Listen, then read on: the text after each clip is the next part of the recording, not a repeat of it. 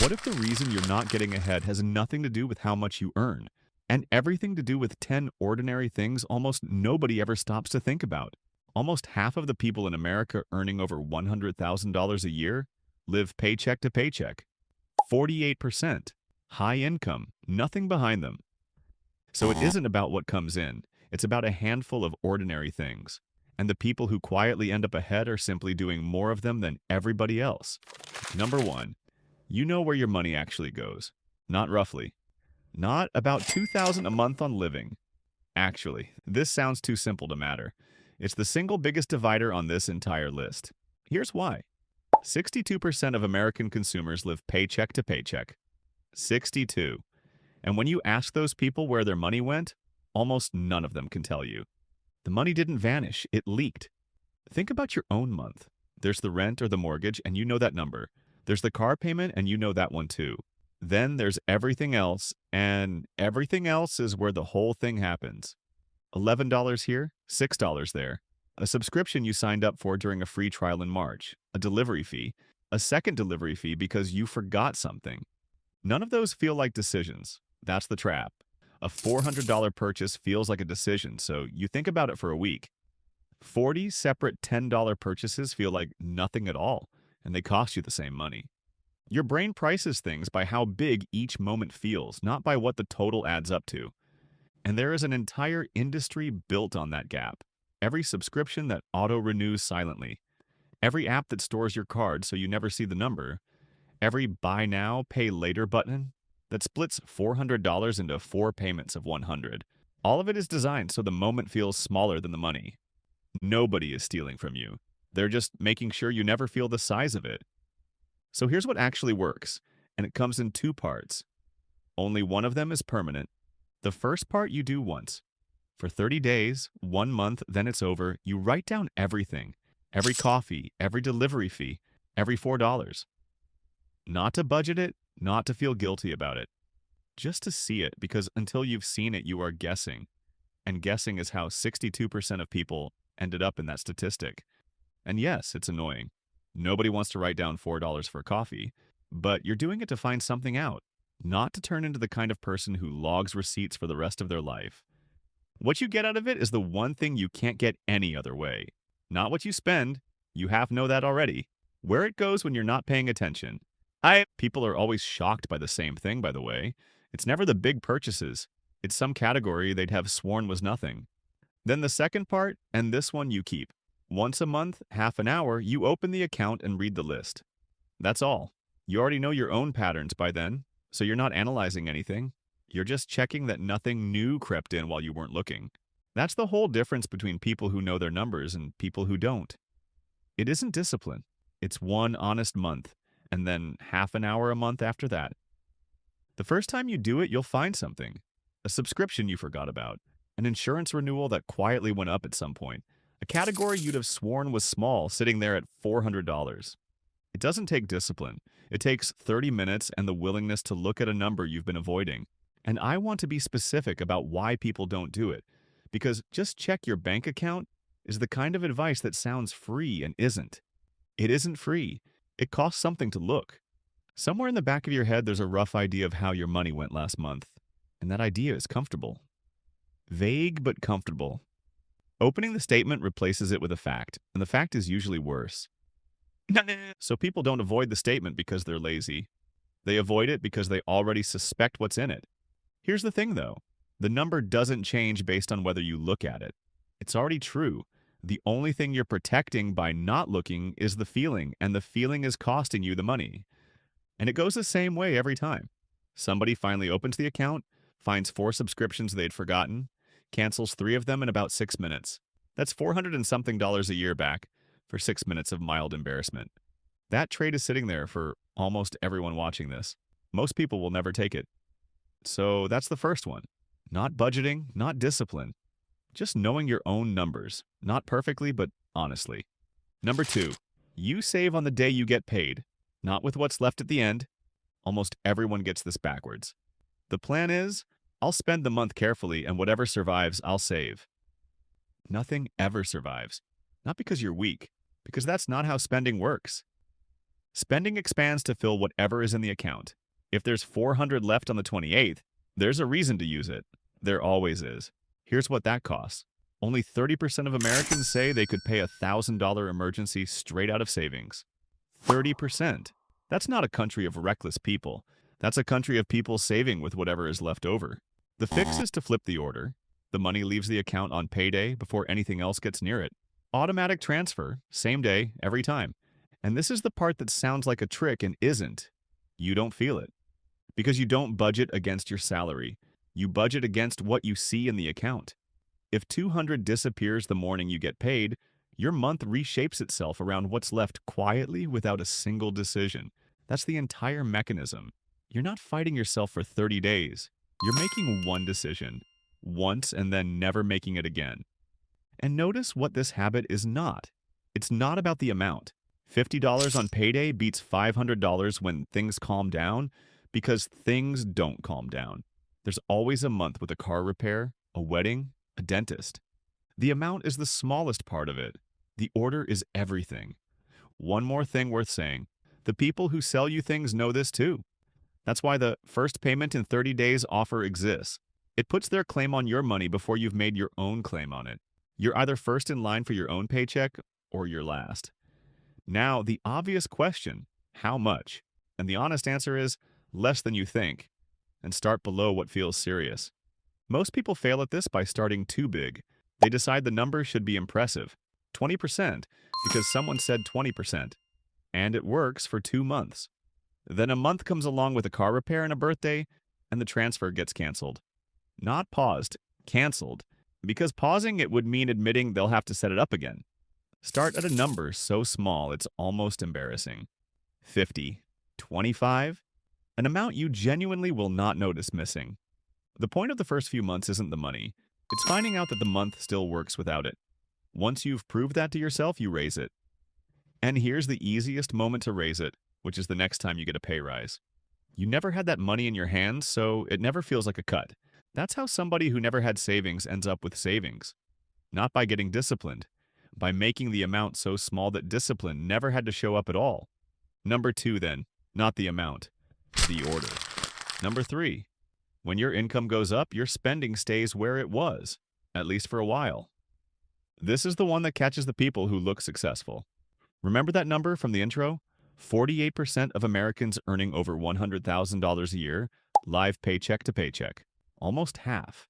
These are not people with an income problem.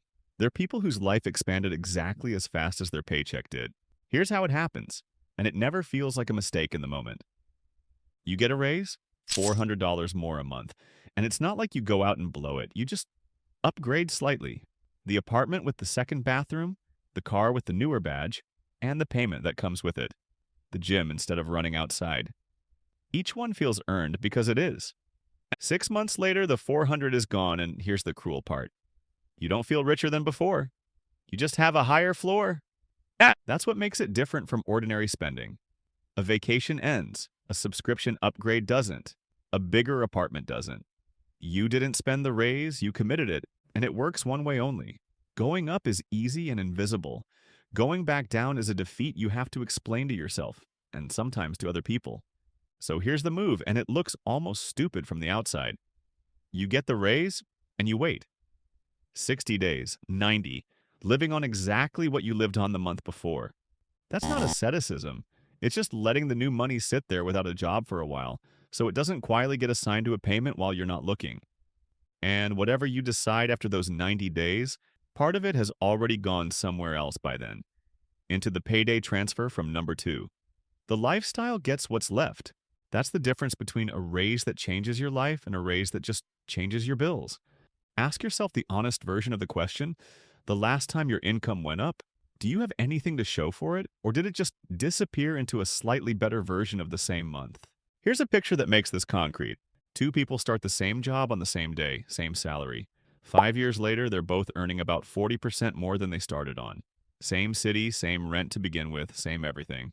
One of them lives in a place that costs $1,100 a month more than the one he started in, drives a car with a payment on it, and has about the same amount in the bank as he did on day 1. Not less. The same. The other one moved once, kept the payment roughly where it was, and has enough set aside that he could stop working for 4 months and nothing bad would happen. Nobody would look at those two and say, one earns more. They earn the same. From the outside, the first one is doing better.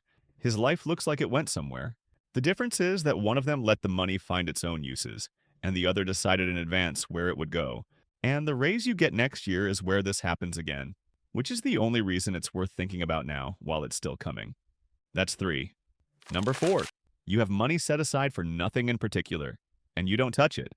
Here's the number that tells you how rare this is. 59% of Americans could not cover a $1,000 emergency.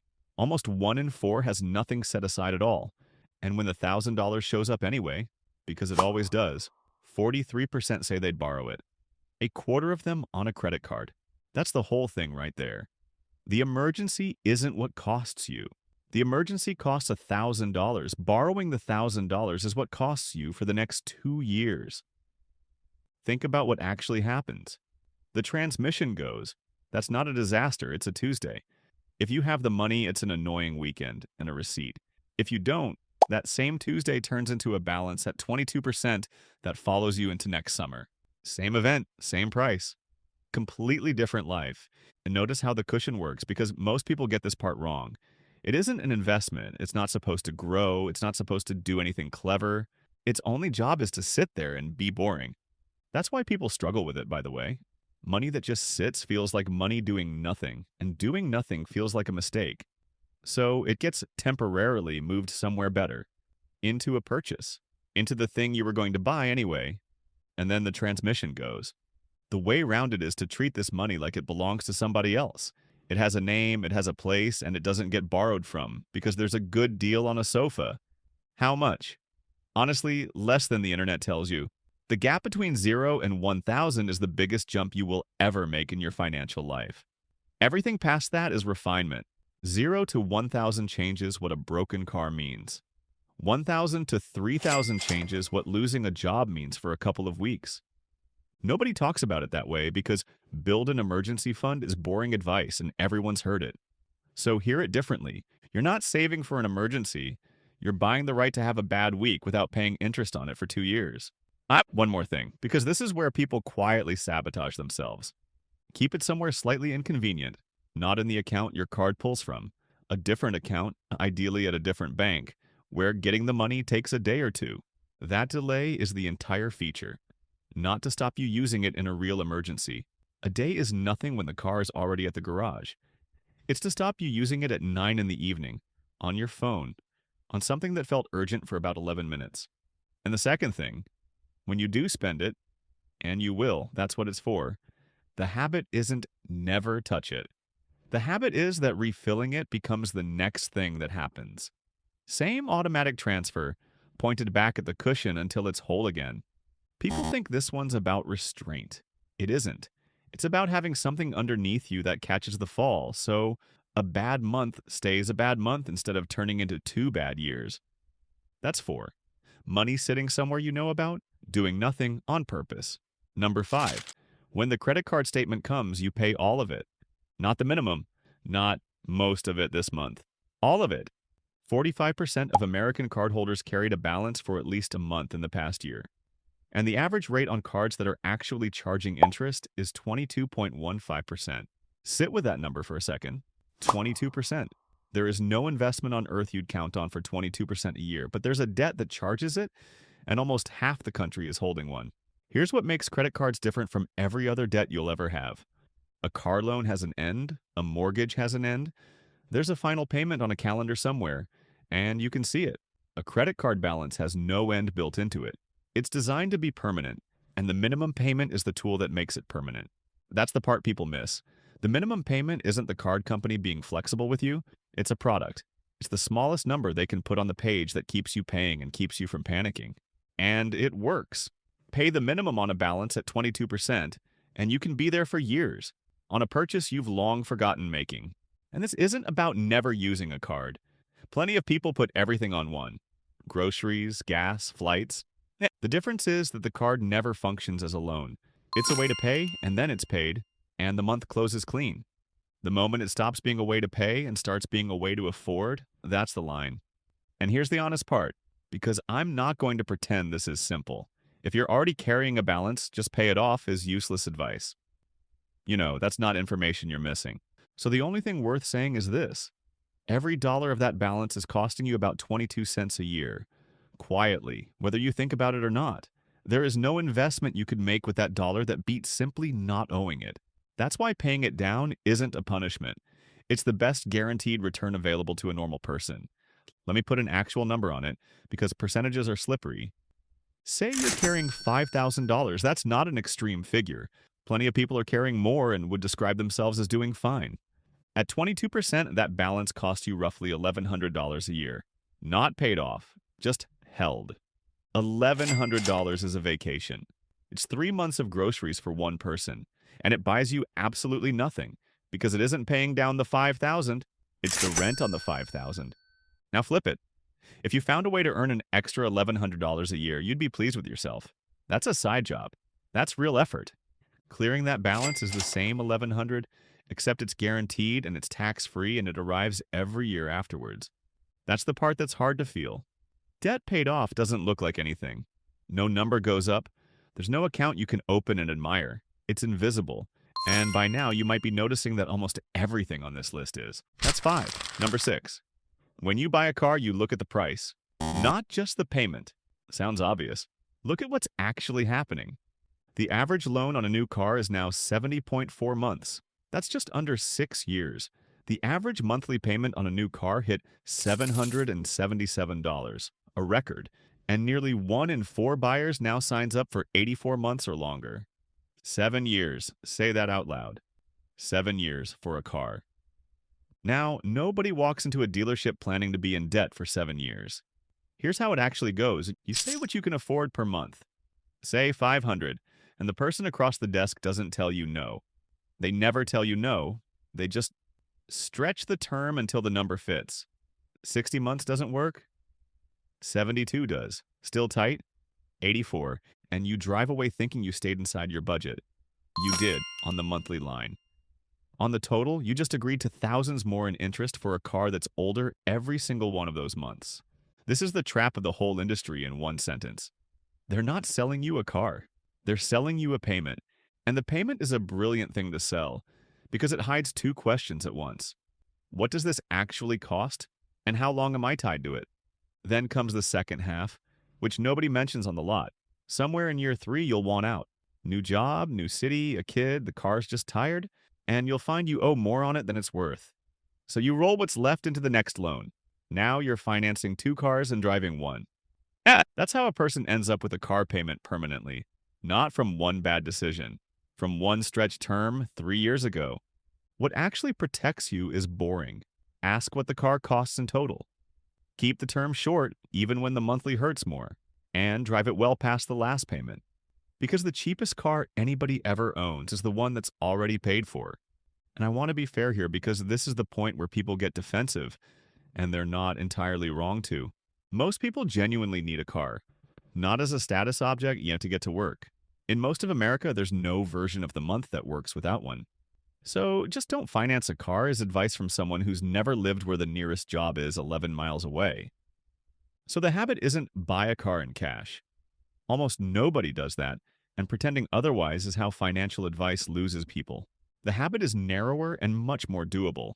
Before you sign anything, you make yourself say the total out loud. Not the monthly. The total, with interest, over the whole term. That's it. That's the whole discipline. Because the moment you hear the total, the 7-year option stops sounding like flexibility and starts sounding like what it is. And if the total makes you wince, that's not a sign you need a longer term. That's the number telling you it's a more expensive car than you thought it was. That's 6. Number 7.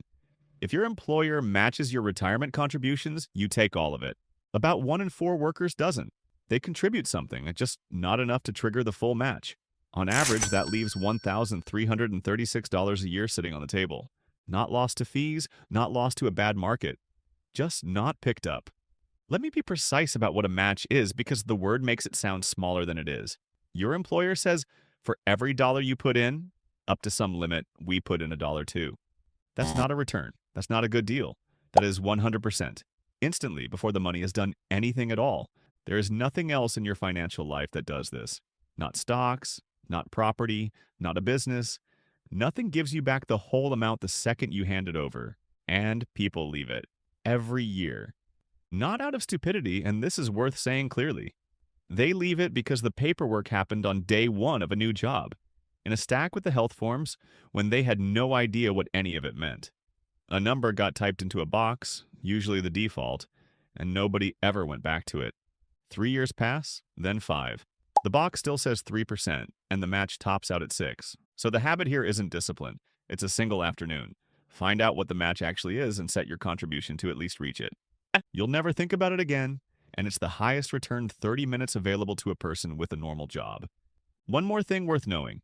Fewer companies offer this than a year ago. 81% now, down from 85. It's quietly becoming a benefit you can't assume you have, which is exactly why it's worth checking whether you do. Let me show you the size of this with plain numbers. Somebody earning $50,000 a year whose employer matches up to 6%.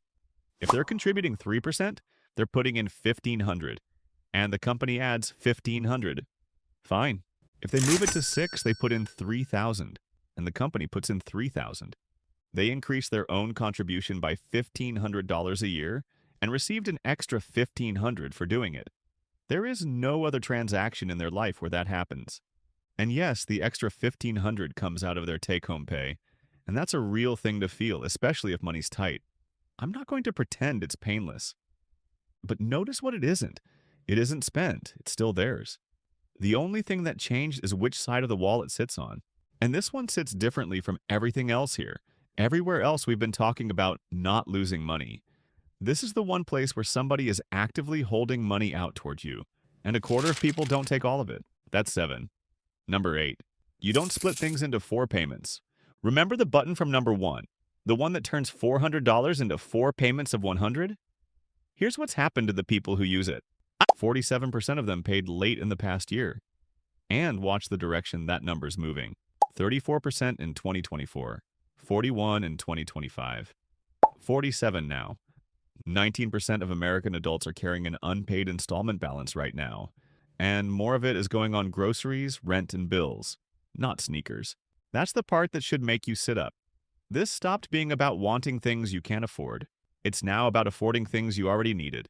Here's the mechanism, and it's cleaner than any lecture about willpower. Splitting a payment doesn't reduce anything.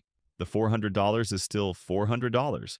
All you've done is move 3/4 of it onto a version of you that doesn't exist yet. And that version already has his own month, his own rent, his own repairs. You're not spreading the cost. You're handing it to someone who can't say no because he isn't in the room. And it never feels like debt. That's the whole design. Nobody signs a loan agreement. Nobody talks to a bank. There's no interest rate glowing at you. There's a button, and the button says a smaller number. Then a second one shows up. Then a third. Not one big obligation you can see. Salvos 5 small ones you can't hold in your head at the same time. And when one of them lands on a thin week, that's the late fee, and that's where 47% came from. There's a rule for this you could explain to a child. If you can't buy it now, you can't buy it in 4 pieces either. Not because splitting is evil, because the question the split is designed to help you avoid, can I actually afford this, is the only useful question in the whole transaction. And there's a second cost that never gets mentioned, because it doesn't show up as a fee. Every installment you take out is a piece of next month that's already spoken for.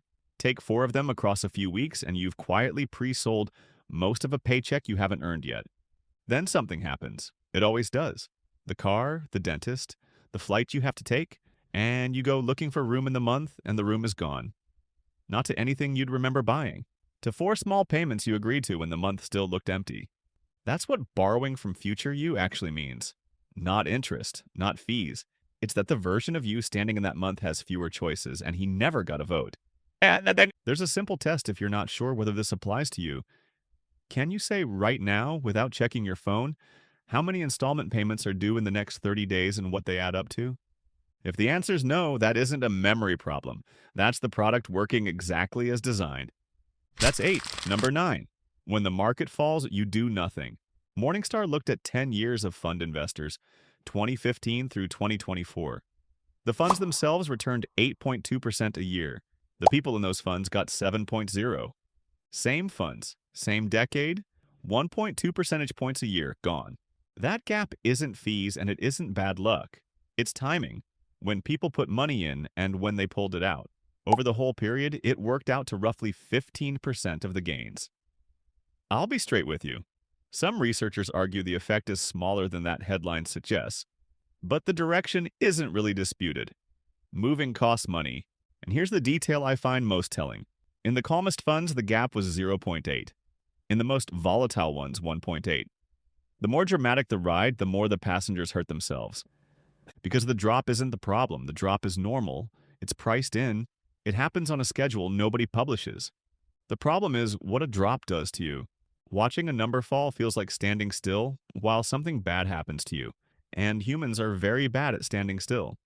Doing something feels like control. Selling feels like taking action. It feels responsible. It's the single most expensive feeling in personal finance. And notice who's on the other side of it. Every app that sends you a red notification, every channel that runs another crash headline, every platform that earns money when you trade, none of them profit from you sitting still. Their entire business is your motion. So what are you supposed to do instead? Genuinely nothing. Keep the automatic transfer from number 2 running and stop opening the app more than you have to. That isn't bravery. It's just having accepted in advance that the number falls sometimes, and that watching it fall is the price of what it does over 20 years. That's the habit. Not courage, boredom, on purpose. And there's a detail about how selling actually happens that almost nobody admits. Nearly nobody sells at the bottom on purpose. That's not the story. The story is that it drops and you hold. It drops more and you hold and you feel quite good about yourself. Then it keeps going, and holding stops feeling like patience and starts feeling like denial. That's when people sell, not in panic, in something much quieter, the sense that continuing to do nothing has become irresponsible. And by definition, that moment arrives after the fall, not before it, which is why selling almost always locks in the loss instead of avoiding it. So if there's one thing worth deciding now while nothing's happening, it's this. Decide what you'll do in a fall before you're in one. Write it down if you have to.